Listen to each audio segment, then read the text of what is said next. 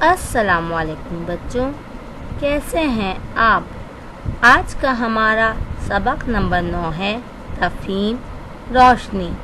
Number 1 ہم اس کی بلند خوانی کریں گے، نمبر 2 اس کی وضاحت کی جائے گی، نمبر 3 اس کے نئے الفاظ پڑھیں گے۔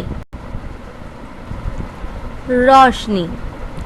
کیا آپ نے کبھی سوچا کہ ہمیں اپنے ارد گرد کی چیزیں کیسے نظر آتی ہیں؟ وہی چیزیں اندھیرے میں کیوں نظر نہیں آتی؟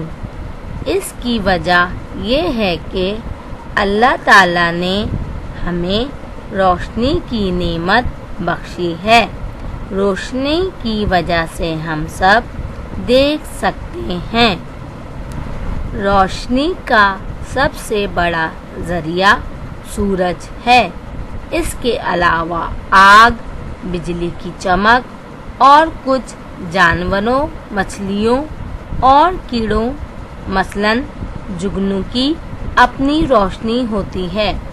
جی بچوں، آپ نے دیکھا کہ اللہ تعالیٰ نے جو سورج بنایا ہے وہ روشنی کا سب سے بڑا ذریعہ ہے، جس سے پوری دنیا میں روشنی ہو جاتی ہے۔ اس کے علاوہ آگ موجود ہے اور آپ نے بجلی کی چمک بھی دیکھی ہوگی کہ جب بجلی چمکتی ہے تو ہر طرف روشنی ہو جاتی ہے۔ اس کے علاوہ کچھ جانور، مچھلیاں اور کیڑے ہیں جیسے جگنو وغیرہ، اور آپ تصویر میں دیکھ رہے ہیں کہ جیلی فش وغیرہ سے بھی روشنی نکلتی ہے، جن سے ہم روشنی حاصل کرتے ہیں۔ روشنی کی خاص باتیں یہ ہیں، یہ بہت تیز رفتار ہوتی ہے۔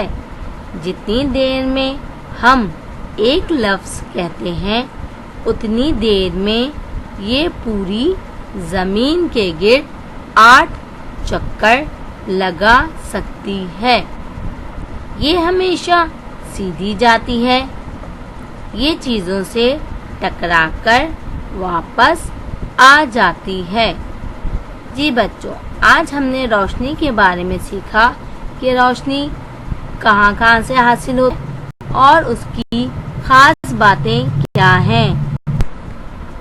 اس سبق کے نئے الفاظ ہیں ارد گرد، چیزیں، نظر، اندھیرے، روشنی، نعمت، بخشی، ذریعہ، بجلی، کیڑوں، مچھلیوں، جگنو، خاص، رفتار، چکر، ہمیشہ، سیدھی، ٹکرا۔